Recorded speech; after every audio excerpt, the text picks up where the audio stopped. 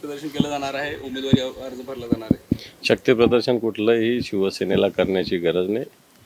जनता उत्स्फूर्तपणे शिवसेनेसोबत असते आणि म्हणून आज काल परभणीला तसं आज हिंगोलीला सुद्धा उत्स्फूर्तपणे मोठ्या प्रमाणावर जनता शिवसेना महाविकास आघाडीचा फॉर्म भरण्यासाठी येईल. संजय शिरसाट म्हणाले तर राऊतांनी पवारांचा आणि ठाकरेंचा पक्ष संपवला, काल म्हटलं प्रेसला. मला असं वाटतं स्वतःचा पक्ष आधी सांभाळा. एकेकाला उमेदवारी देता येतं, तुमच्या नाकी नऊ येतात. तुमचाच पक्ष नीट राहतो का तेवढं बघा. 2-4 महिने त्याचं आयुष्य आहे. हेमंत पाटलांची उमेदवारी जाहीर झाल्यानंतर भाजपने विरोध केला म्हणून त्यांची उमेदवारी थांबवली जाऊ शकते ही चर्चा आहे. असं 3 ठिकाणी होतं.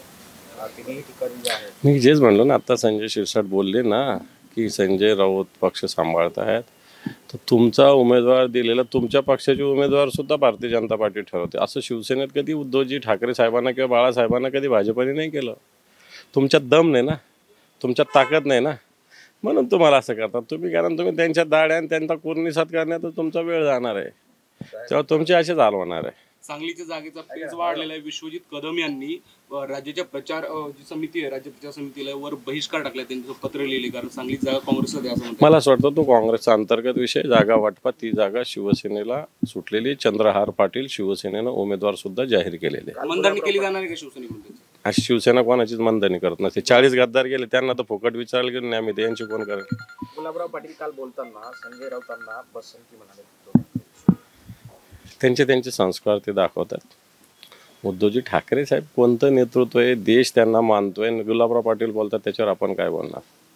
साहेब इथे स्थानिकला भाजपचा विरोध होता हेमंत पाटलांच्या उमेदवारीला महायुतीमध्ये. कारण विरोध होता की आम्हाला उमेदवार बदलून पाहिजे. आणि काल जे विरोध करणारे आमदार होते त्यांची आणि आमदार संतोष बांगरांची बाहेर जिल्ह्यात भेट झाली, गुप्त चर्चा झाली. अशा भेटी काय घ्यायला? मला नाही माहिती. इथलं लोकल फार कोण कोणाला भेटतं याच्यात मी जात नाही. त्याला हे सगळं सांगतील. उन्मेष पाटील शिवसेनेत प्रवेश करू इच्छित अशी चर्चा आहे. आज होईल संभाव्य अशी तशी चर्चा पण आहे. तसंच ठाकरेंच्या हे शिंदेच्या शिवसेनेच्या अनेकांना उमेदवारी मिळत नाही, ते माघारी परत येतील असं वाटतंय का तुम्हाला? हे पहा, बाकीच्या पक्षाच्या लोकांना आम्ही निश्चित प्रवेश देऊ, परंतु जे आमच्यातून गद्दार गेलेले त्यांना कोणत्याही प्रकारे उमेदवारी शिवसेनेत मिळणार नाही. प्रवेशाचं ते नंतर, परंतु आता उमेदवारी तर कोणालाही पॉसिबलच नाही आणि देणार पण नाही. त्याला शिवसैनिकाचाच विरोध राहील. नारायण राणेंनी काल उद्धव ठाकरेंवरती कडाडून टीका केली आहे आणि येत्या निवडणुकीमध्ये 10 सुद्धा आमदार राहणार नाहीत असं म्हणाले. मला असं नारायण राणे दुसऱ्याच्या तुकड्यावर जगणाऱ्या लोकांनी उद्धवजी ठाकरे साहेबांना काय शिकवावं? स्वाभिमान यांनी कुठं गाण ठेवला? कोणता पक्ष आहे तुमचा? कुठं आहे तुम्ही आता? कुठं गेले? त्याच्यामुळे नारायण राणे ज्यांना शिवसेनेने शिवसेना प्रमुखांनी मुख्यमंत्री केलं तेच जर नमक हरामीपणे अशा गोष्टी बोलत असेल तर मला असं त्याच्यावर प्रतिक्रिया न दिलेली बरी. लोकसभा निवडणूक सुरू आहे. सभांचा नियोजन कसं असणार आहे? हिंगोलीत कोणाची सभा होत आहे? मराठवाड्यात काय कोणते मुद्दे महत्त्वाचे असणार? हे पण मराठवाड्याच्या विकासाचे अनेक प्रश्न निश्चित आहे. उद्धवजी ठाकरे साहेब सगळ्या ठिकाणी, हिंगोली असेल, परभणी असेल, धाराशिव असेल, संभाजी असेल, या सगळ्या ठिकाणी उद्धवजी ठाकरे साहेबांच्या सभा आहेत. महाविकास आघाडीबरोबर सुद्धा या विभागात एखादी सभा होऊ शकेल. शिवसेनेच्या सभेचं नियोजन जवळपास झालेलं आहे. लवकरच 1-2 दिवसात ते जाहीर होईल. चर्चा सुरू आहे की महाविकास आघाडीच्या कंबाईन सभा होतील ना. मी तेच सांगितलं ना की आमच्या या 4 मतदारसंघाच्या होत असताना एखादी कॉमन सभा मराठवाड्यात जर झाली तर त्याच्यामध्ये उद्धवजी ठाकरे साहेब असतील. साहेब सांगलीच्या जागेचा तिढा सांगितलं मी, बोललो आधी, तुम्ही उशीर आले. स्टेटस डिलीट केलंय. आला का तू? हां, किरण सामंतांनी स्टेटस डिलीट केलंय. आणि दुसरं सगळ्यात महत्त्वाचं म्हणजे हिंगोलीमधनं भाजपमध्ये पण बंडखोरी होती. इतर श्याम योगी महाराज आहेत ते बंडखोरी होती. थोडक्यात ताळमेळ नाहीये.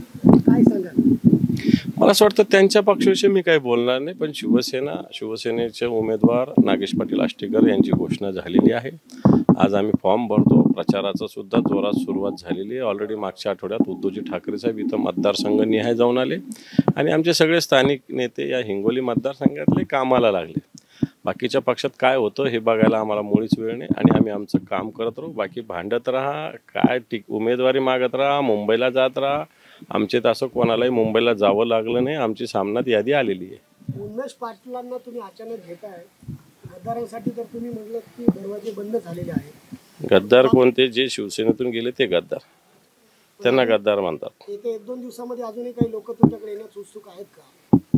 उत्सुक भरपूर लोक आहेत, पण आमच्याकडे जागा कुठे आहे? आमच्याकडे ऑलरेडी आम्ही सगळे लोक आहोत ना. तर नागेश पाटील आष्टीकर तुमचे उमेदवार आहे, शेवटचा प्रश्न आहे. त्यांच्याबद्दल विरोधकांनी गंभीर टीका केलेली आहे. ते जुगार खेळतात आणि लोकांकडे नोकरीसाठी पैसे घेतात, असे काही पुरावे असल्याचं देखील आरोप सगळ्यांच्यावर होत असतात. राजकारण आता तिकीट मिळाल्यावरच आरोप बोलावले, याच्या आधी काय नाही झाले. नागेश पाटील काय आज राजकारणात शिवसेनेत आले की काय? आमदार पण होते. कोण काय काय करतं काढायचं, जर हिंगोलीच्या बाजारात काढायचं ठरलं तर पळता होईल थोडी वेळ, एवढंच सांगतो मी. एबीपी माझा, उघडा डोळे बघा नीट.